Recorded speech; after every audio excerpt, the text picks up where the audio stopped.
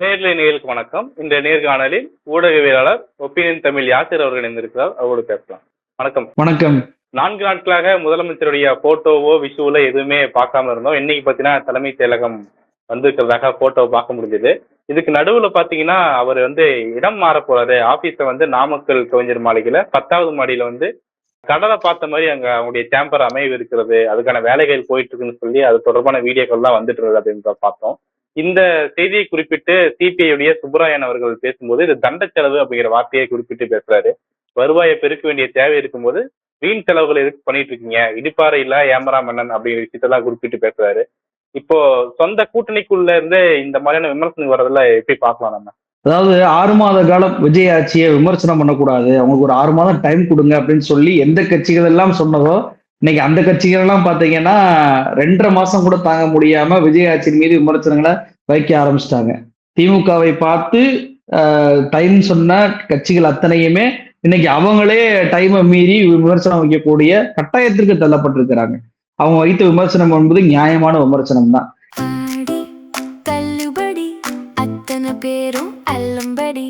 6 முதல் 60% வரை ஆடி தள்ளுபடியுடன் super Saravana stores, Chennai, Madurai, Kovai.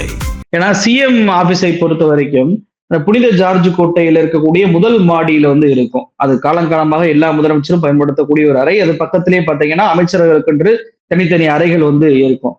இப்ப ஏன் இதை திடீரென நாமக்கல் கவிஞர் மாடியில அதுவும் 10வது மாடி வரைக்கும் கொண்டு போறாரு விஜய் அப்படின்னு சொல்லிட்டு நாம அரசு தரப்பு விஷயத்துல கேட்கும் போது அவங்க என்ன சொல்றாங்கன்னா, இட நெருக்கடி காரணமாக சிஎமோட ஆபீஸ் மாத்துறாங்கன்றாங்க. எனக்கு ஒரு விஷயம் புரியல. தலைமைச் செயலகத்துல ஒரு 10-15 அறைகளை வேற இடத்துக்கு மாத்துறாங்க அப்படின்னா இட நெருக்கடி, அதனால அந்த 10 அறைகள் காலியாச்சுன்னா அதுல வேற வேற துறைகளை நம்ம பயன்படுத்திக்க முடியும்னு சொல்லலாம். ஒரே ஒரு ஆபீஸ், ஒரே ஒரு சிஎம் இருக்கக்கூடிய அறை இட நெருக்கடி அப்படின்னு சொல்லுவதை எப்படி ஏற்றுக்கொள்ள முடியும்னு தெரியல. அப்ப ஒரு சிஎம் அறையை வேற இடத்துக்கு மாத்திட்டா உடனே தலைமைச் செயலகத்தில் இருக்கக்கூடிய அத்தனை இட நெருக்கடியும் சால்வ் ஆயிருமா? அப்ப விஜய் அவர்கள் தன்னுடைய ஆபீஸை புனித ஜார்ஜ் கோட்டையிலிருந்து நாமக்கல் கவிஞர் மாளிகைக்கு மாத்துவது அப்படின்றதுக்கு இட நெருக்கடி என்ற காரணம் உண்மை கிடையாது. அப்ப என்னதான் உண்மையான காரணம் அப்படின்னு சொல்லி நாம செய்தித்தாள்களை புரட்டி பார்க்கும்போது ஜோசியர் தான் நிக்கிறாரு. அதாவது புனித ஜார்ஜ் கோட்டையில முதல் மாடியில நீங்க இருப்பது வாஸ்துப்படி சரி கிடையாது. இந்த ஆபீஸ் வாஸ்துப்படி நல்லா இல்ல. நீங்க தாவே காட்சி தொடர்ச்சியாக நடக்கணும், நீங்க சிஎம்மா இருக்கணும் அப்படின்னா ஒரு உயரமான இடத்துல இருந்துதான் நீங்க தமிழ்நாட்டுடைய நிர்வாகத்தை கவனிக்கணும். அப்படி கவனிச்சா மட்டும்தான் உங்களுடைய ஆட்சி தொடரும் அப்படின்னு சொல்லிட்டு ஜோசியக்காரர் விஜய்க்கு சொல்லி இருக்கிறார். அதான் பாத்தீங்கன்னா 1வது மாடியில இருந்து அப்படியே பாத்தீங்கன்னா 10வது மாடிக்கு ஆபீஸை மாத்தி இருக்கிறாங்க. உயரமான இடத்திற்கு விஜய் போயிருக்கிறார். அதுவும் இப்ப நாமக்கல் கவிஞர் மாளிகையில 10வது மாடி, ஒரு பக்கம் பீச்சு, இன்னொரு பக்கம் சென்னை சிட்டி தெரியுற மாதிரி நல்ல வியூ பாயிண்டோட விஜய்க்கு அமைச்சு கொடுத்துருக்காங்க. அந்த இடம் முன்பு என்னவாக இருந்துச்சு அப்படின்னா, சிஎம் ஐஏஎஸ் அதிகாரிகள் மீட்டிங்கை நடத்தக்கூடிய ஒரு இடம். அது எல்லா அதிகாரிகளையும் கூப்பிட்டு ஒரு மீட்டிங்கை நடத்துவாங்க. அப்படிப்பட்ட இடமாக இருந்ததை இன்னைக்கு சிஎம் ஆபீஸாக அதை மாத்தி இருக்கிறாங்க. இதனால என்ன பிரச்சனை அப்படின்றது வரும் அப்படின்னு சொல்லி பார்க்கும்போது, இப்ப அமைச்சர்கள், முதலமைச்சர் எல்லாம் ஒரே ஆபீஸ்ல இருந்தாங்க அப்படின்னா மக்கள் சந்திப்பு என்பது எளிமையாக இருக்கும். ஒரு துறை அமைச்சரை பார்த்துட்டு முதலமைச்சரையும் பார்த்துட்டு போலாம். தொழில் அதிபர்கள் வராங்க, தொழில்துறையினர் வராங்க அப்படின்னா அவங்களுக்கான சந்திப்பு என்பது எளிமையாக இருக்கும். அதிகாரிகள் மட்டத்துல அந்த ஃபைலை நகர்த்துறதல் இருக்குல்ல, அது எளிமையாக இருக்கும் ஒரே ஆபீஸ்ல இருந்தா. இப்ப என்ன பிரச்சனையாகும்? அமைச்சர்கிட்ட போய் ஒரு இடத்துல கையெழுத்து வாங்கணும், சிஎம் கிட்ட போய் இன்னொரு இடத்துல கையெழுத்து வாங்கணும். அந்த ஃபைல் ரொட்டேஷன்ல இருக்கும். இதனால ஃபைல் மிஸ் ஆகக்கூடிய வாய்ப்பு இருக்கு. முடிவெடுப்பதுல தாமதம் என்பது ஏற்படக்கூடிய அந்த வாய்ப்பு இருக்கு. சிஎம் ஒரு பக்கம் இருப்பாரு, அமைச்சர் ஒரு பக்கம் இருப்பாங்க. அப்ப முடிவுகள் என்பது தாமதமாகும். சிஎம்மும் அமைச்சர்களை கண்காணிக்கக்கூடிய அந்த இடத்துல இருக்கக்கூடிய அந்த வாய்ப்பும் சிஎம்முக்கு பறிபோகக்கூடிய ஒரு நிலைமை ஏற்படும். அப்ப விஜய் அவர்கள் இந்த முடிவை ஏன் எடுத்தார் அப்படின்னு சொல்லி பார்க்கும்போது, ஜோசியக்காரர் சொன்ன வாஸ்து சாஸ்திரம், அவர் ஆட்சியை கைப்பற்றணும், தொடர்ச்சியாக நடத்தணும் அப்படின்னா 10வது மாடி உயரமான இடத்துலதான் ஆட்சி செய்யணும் அப்படின்ற காரணத்திற்காக தான் இப்ப இதை பண்றாங்க. இப்ப இதைதான் தண்ட செலவு அப்படின்னு சொல்லிட்டு இந்திய கம்யூனிஸ்ட் கட்சியுடைய எம்பியாக இருக்கக்கூடிய சுப்பராயன் அவர்கள் சொல்றாரு. அவர் சொல்லக்கூடிய ஒரு நியாயமான கருத்து. ஏன்னா விஜய் அவர்கள் தன்னுடைய ஆபீஸை மட்டும் மாத்தல, தலைமைச் செயலகத்தையே சென்னைக்கு ஒரு அவுட்டரான ஒரு இடத்துல ஒரு துணை நகரத்தை உருவாக்க போறோம். அங்க சட்டமன்றம், அங்க தலைமைச் செயலக ஆபீஸ், அங்கே பாத்தீங்கன்னா எம்எல்ஏக்களுக்கு விடுதிகள் அப்படின்னு சொல்லிட்டு ஒரு துணை நகரத்தை உருவாக்கலாம்னு சொல்லி விஜய் அவர்கள் பேசியிருப்பதாக செய்திகள் என்பது வெளியாயிருக்கு. ஏற்கனவே இங்க எம்எல்ஏ ஹாஸ்டல் இருக்கு, புதுசா பேர் ஒன்று கட்டியிருக்கிறாங்க. சட்டமன்றம் வந்து பாத்தீங்கன்னா ஆல்ரெடி புனித ஜார்ஜ் கோட்டையில தான் இருக்கு, ஆபீஸும் அங்கதான் இருக்கு. இப்ப நாமக்கல் ஆபீஸ்ன்ற பேர்ல அதையும் வந்து பயன்படுத்திக்கிட்டு இருக்கிறாங்கன்னு வச்சுக்கோங்களேன். இப்ப இந்த புதிய சட்டமன்றம் அமைப்பதற்கு காசு எங்க இருக்கு? ஏன்னா நீங்க தான் கஜானா காலின்னீங்க, 10 லட்சம் கோடி ரூபாய் கடன் வச்சுட்டு இருக்கிறாங்கன்றீங்க, வெள்ளை அறிக்கையில வெளியிட்டு நிதி நிலைமை மோசமாக இருக்கு அப்படின்ற குற்றச்சாட்டெல்லாம் வச்சீங்க. அப்படி இருக்கும்போது புதிய தலைமைச் செயலகத்தையும் துணை நகரத்தையும் அமைப்பதற்கான காசு எங்க இருக்கு? ஏற்கனவே இருக்கிற ஒரு விஷயத்தை பயன்படுத்துறதை விட்டு எதற்காக, என்ன அத்தியாவசிய தேவை வந்து இப்ப ஏற்பட்டிருக்கு? அதுதான் அவர் கேட்கிறாரு. என்னன்னா, இதற்கான திட்ட மதிப்பீடு எவ்வளவு அப்படின்னு சொல்லி கேட்கிறாரு. பற்றாக்குறை நிதி நிலையில வந்துட்டு இதெல்லாம் தேவைதானா அப்படின்ற வார்த்தை கேட்கிறாரு. நிதி வருவாய் அதிகரிக்க திட்டமிட வேண்டிய நிர்பந்தம் உள்ள நிலையில் இந்த செலவு நடவடிக்கைகள் தவிர்க்க முடியாத அவசியமா அல்லது தண்ட செலவுதானா அப்படின்ற கேள்வியை கேட்கிறாரு. செலவுகளை குறித்து வருவாயை அதிகரிக்க திட்டமிட வேண்டிய மாநில அரசு அவசியமற்ற செலவுகளை அதிகரிப்பதிலேயே குதிரை வேகம் காட்டுது அப்படின்றாரு. இடிப்பாறை இல்லாத மன்னனாக பயணிப்பது ஆபத்து, கடிவாளம் இல்லாத குதிரை பயணம் பாதுகாப்பற்றது அப்படின்ற வார்த்தையும் அவர் பயன்படுத்தியிருக்கிறார். மிக மிக நியாயமான நேர்மையான ஒரு விமர்சனத்தை விஜயை நோக்கி வச்சிருக்கிறாங்க. கஜனா காடியிலிருந்து சொன்னதுனாலதானே, கடன் இருக்குன்னு சொன்னதுனாலதானே நீங்க 2500 ரூபாய மாசம் மாசம் மகளிர் உரிமை தொகை கொடுக்குறேன்னு சொன்னதை உங்களால நிறைவேற்ற முடியல. நீங்க நிறைவேற்றிய அத்தனை திட்டங்கள் பயிர்க்கடன் தள்ளுபடின்னு சொல்லிட்டு அதுல ஒரு ஏமாத்துதலை பண்ணீங்க. அதே போல தங்க மோதிர திட்டம் சொல்லிட்டு அதுலயும் ஒரு ஏமாத்துதலை பண்ணீங்க. வெறுமன அரசு மருத்துவமனையில பிரசவம் பார்த்தாதான் அது கொடுப்போம் அப்படின்ட்டீங்க. நீங்க கொண்டு வந்த அந்த 200 யூனிட் இலவசம், 100 யூனிட் ஏற்கனவே இலவசம், 100 யூனிட் இலவசம்ன்றதையுமே 2 மாசத்துக்குள்ள யூஸ் பண்றவங்க, 500 யூனிட்டுக்குள்ள யூஸ் பண்றவங்க அப்படின்னு சொல்லிட்டு அதுலயும் ஒரு சீட்டிங் வச்சுங்க. இதுக்கெல்லாம் காரணம் என்ன சொன்னீங்க? நிதி நிலைமை மோசமா இருக்கு, இப்போதைக்கு நீங்க அதை உணர்ந்துக்கோங்க, கண்டிப்பா செய்வேன் அப்படின்ற மாதிரியான வார்த்தைகளை பயன்படுத்தினாருங்க. இப்ப மக்கள் நல திட்டங்களுக்கே நிதி இல்லை அப்படின்றப்போ சிஎம் உடைய ஆபீஸை மாற்றுவதற்கு ஏது நிதி வந்துச்சு? மக்கள் நல திட்டங்களுக்கே நிதி இல்லை, கஜனா காலின்றப்போ எப்படி துணை நகரத்தையே தலைமைச் செயலகத்துக்காக கட்டுவதற்கு நிதி என்பது வருது? அப்போ விஜய் அவர்கள் முன்பே ஆட்சிக்கு வந்த முதல் நாளே சொன்னது பொய்யா அல்லது இப்போது சொல்வது பொய்யா? அப்ப தண்ட செலவுகளை மட்டும்தான் இவர் ஆட்சிக்கு வந்ததுல இருந்து செய்து கொண்டிருக்கிறார் அப்படின்றத விஜயே ஒப்புக்கொண்டாரா இல்லையா?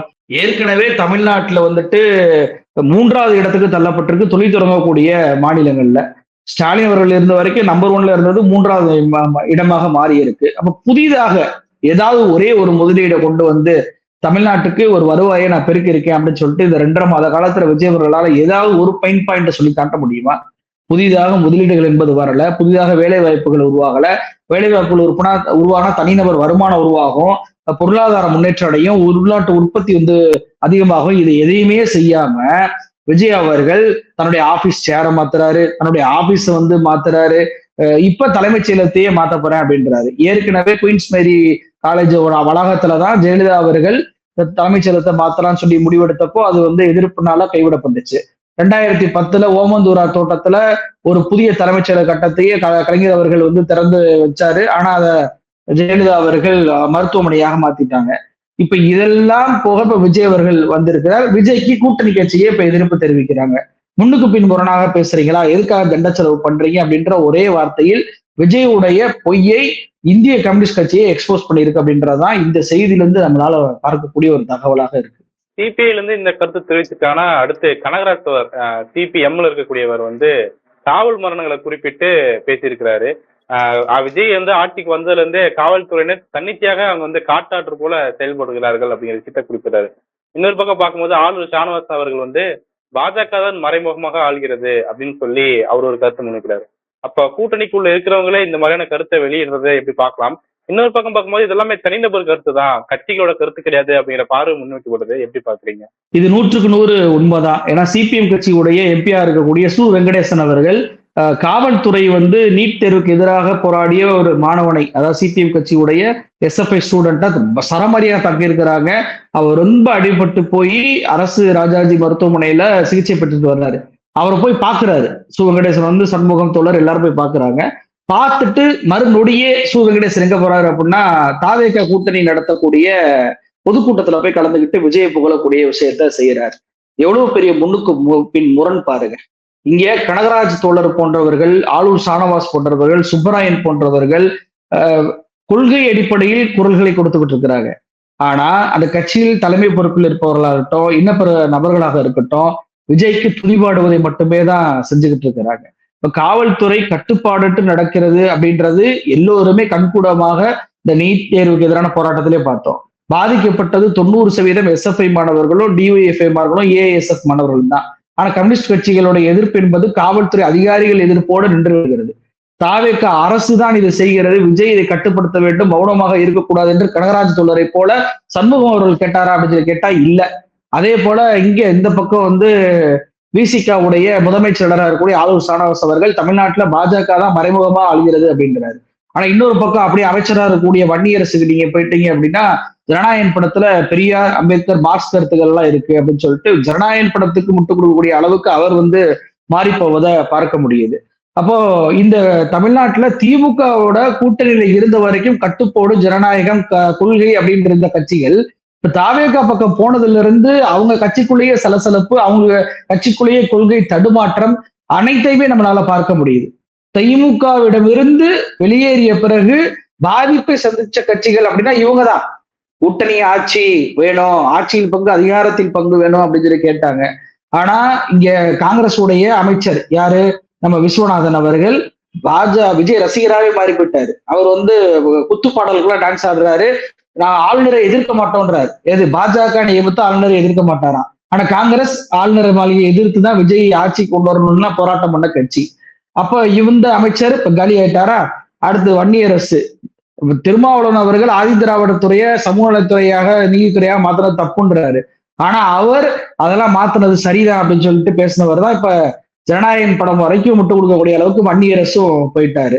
ஐயுஎம்எல் கட்சியில் இருக்கக்கூடிய அமைச்சரும் அது மாதிரிதான். அப்போ இங்க ஆட்சியில் பங்கு, அதிகாரத்தில் பங்கு கேட்ட கட்சிகள் தங்களுடைய அமைச்சர்களையே தாவேகா பறிகொடுக்கக்கூடிய நிலைமைக்கு வந்திருப்பதை பார்க்க முடியுது. சரி, இப்போ ஆலூர் சன்னவாஸ் அவர்கள் வைத்த அந்த குற்றச்சாட்டு என்பது ரொம்ப ரொம்ப முக்கியத்துவம் வாய்ந்த ஒரு குற்றச்சாட்டு.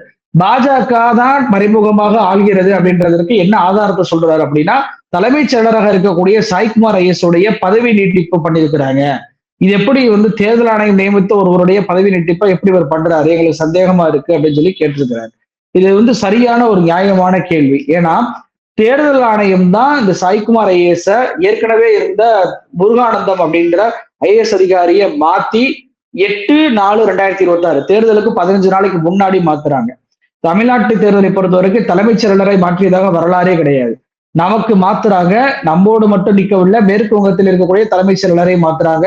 ஆனா நம்மோடு தேர்தலை சந்திச்ச அசாமாக இருக்கட்டும், புதுச்சேரியா இருக்கட்டும், பாஜக கூட்டணியில் இருக்கக்கூடிய அந்த ஆட்சி நடக்கக்கூடிய மாநிலங்கள்லாம் தலைமைச் செயலரை மாத்தவே இல்லை. சரி, இப்ப தலைமைச் செயலரை மாத்திட்டாங்க, புதுசாக ஒரு கட்சி ஆட்சிக்கு வருது அப்படின்னா தங்களுக்கு தேவையான சரியான நேர்மையான அதிகாரியை தலைமைச் செயலராக கொண்டு வருவாங்க. ஆனா விஜய் அவர்கள் தேர்தல் ஆணையம் நியமித்து அதே அதிகாரிய வச்சுக்கிட்டாரு.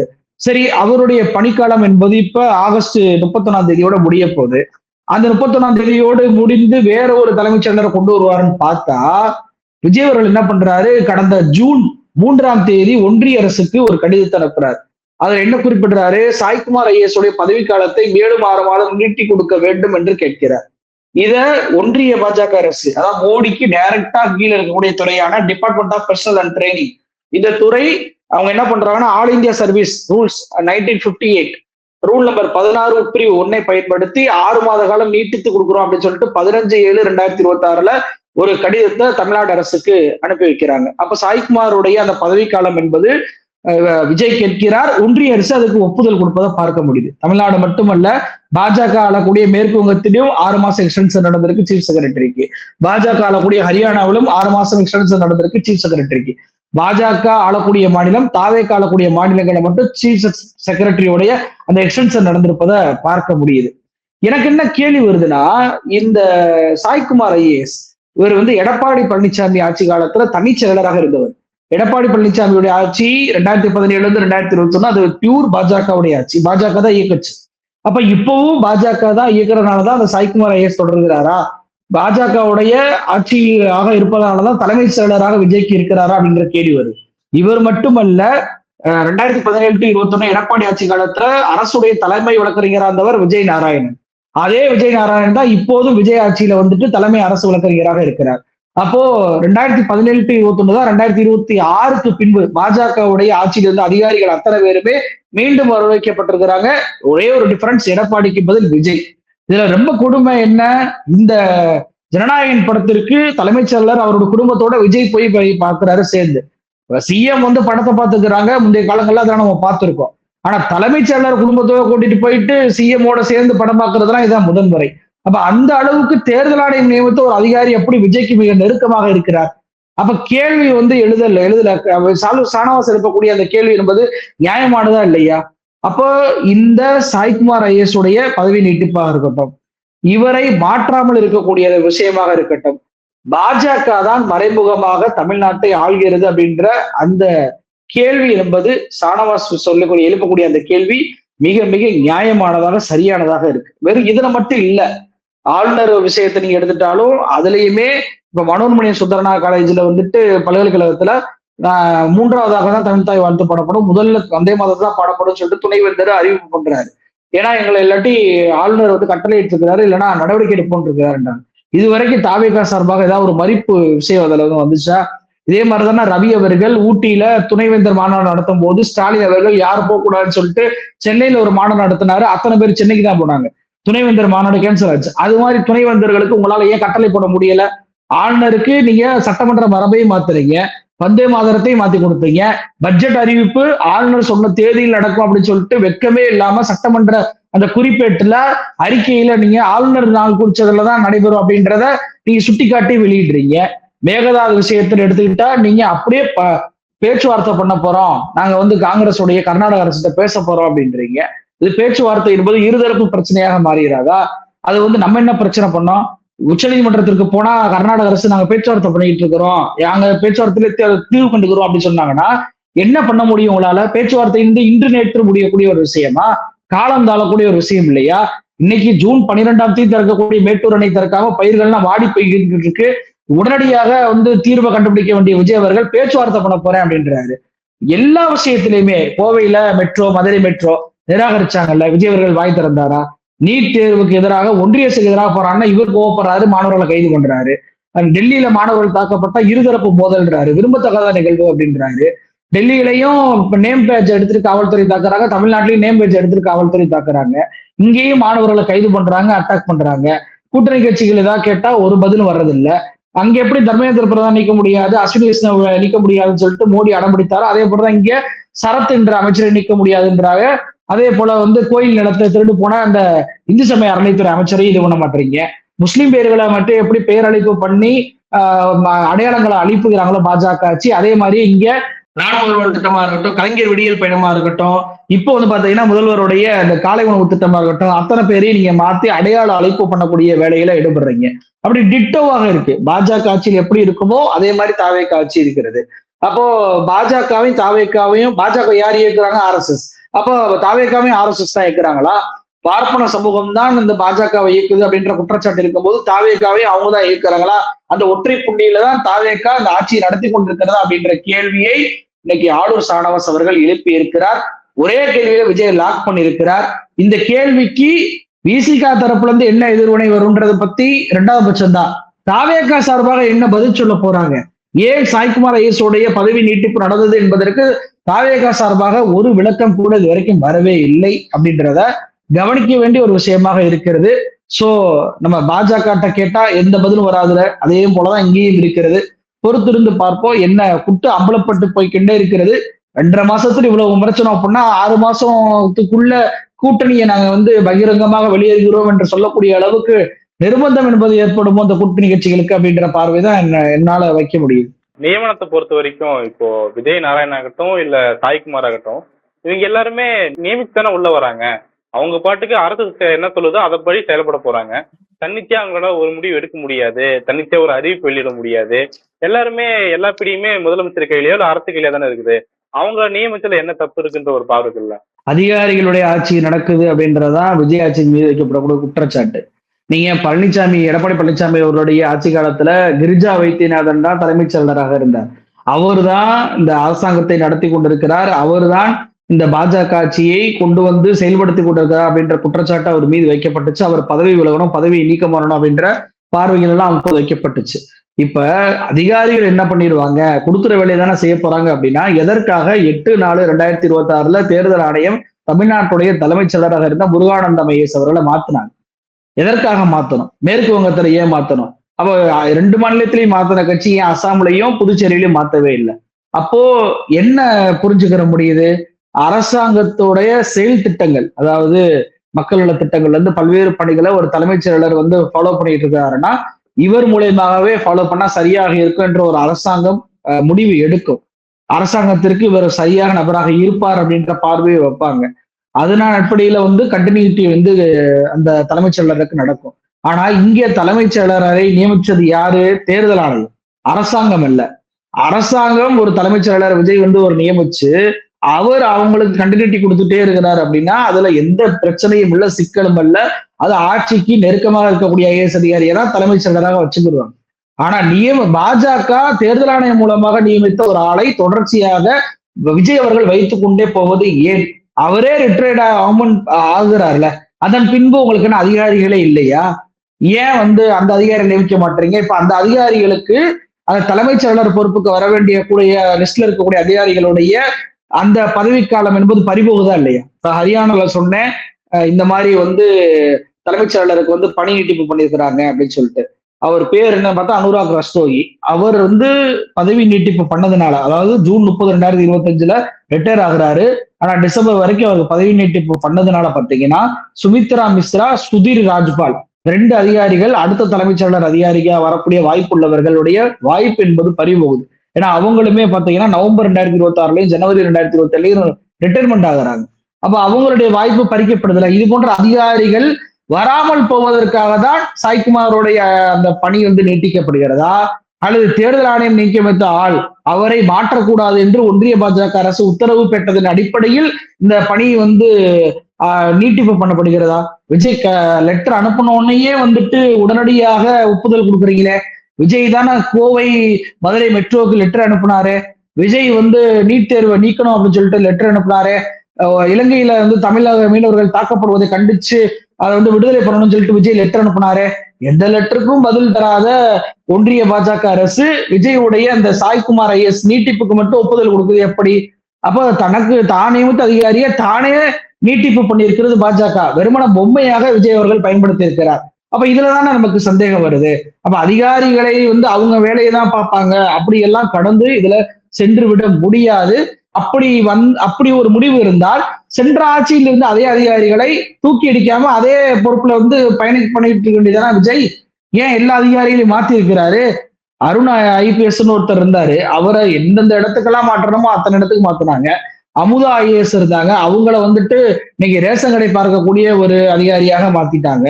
அப்ப இப்படி எல்லாம் சென்ற ஆட்சியில் இருந்த அதிகாரிகளை மாற்றும் போது தேர்தல் ஆணையம் நியமித்த அதிகாரியை மட்டும் மாற்றாத போது சந்தேகம் வரத்தான் செய்யும். அது சந்தேகம் நியாயமான சந்தேகம் தான். இந்த சூழல் குறித்து பல்வேறு முக்கியமான விஷயங்கள் பார்த்தீங்க. உங்களுடைய நேரத்திற்கும் கருத்துக்கும் மிக்க நன்றி. நன்றி.